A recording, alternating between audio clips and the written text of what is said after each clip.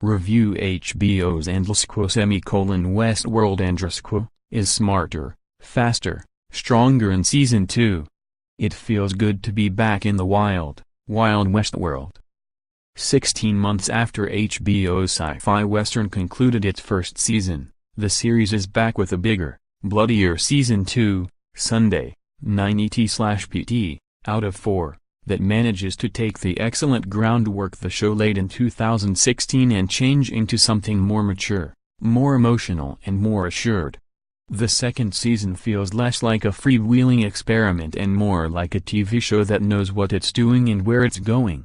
When we left the notoriously complex and twisty series, Dolores, Evan Rachel Wood, and many of the awakened hosts had started a rebellion, killing Ford, Anthony Hopkins, and laying waste to the human guests at a swanky board gala.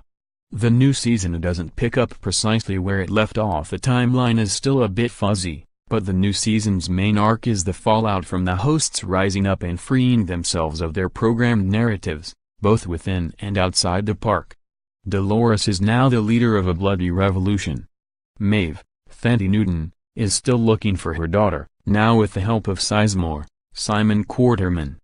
William, aka the Man in Black, Ed Harris, is having the time of his life now that the stakes are real.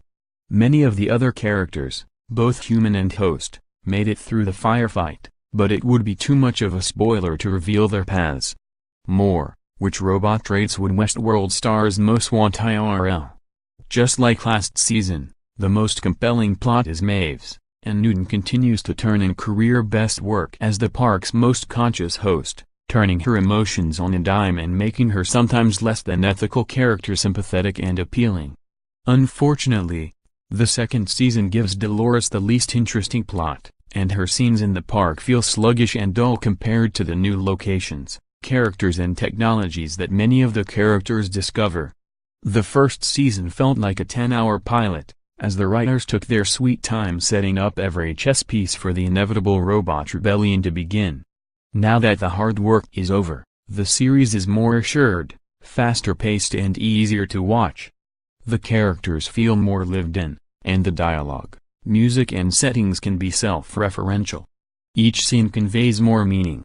Perhaps the best part of the new season, at least in the 5 episodes made available for review, is that it's far less of a frustrating puzzle.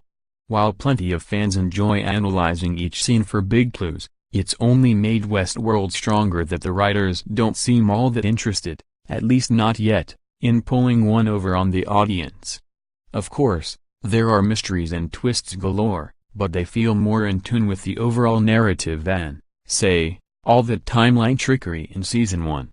More, Evan Rachel Wood on how Westworld mirrors Me Too. And don't worry, the astute fans on Reddit will likely still predict where the story will go, as they did last time with the Man in Black reveal, but the show has finally evolved enough so that the twists aren't, to borrow a term from the robotic hosts, its cornerstone anymore. The new season proves that while Westworld may be known for its twists, that's not the only part of the series worth tuning in for anymore. Second seasons can make or break a series, especially one as high-concept and mythology-driven as Westworld. The drama could have turned far too out there and wild to top the spectacle of Season 1. And while there's still at least as much violence and nudity, Westworld is more focused, more character-driven and more thought-provoking. And isn't that the kind of beauty you want to see in this world?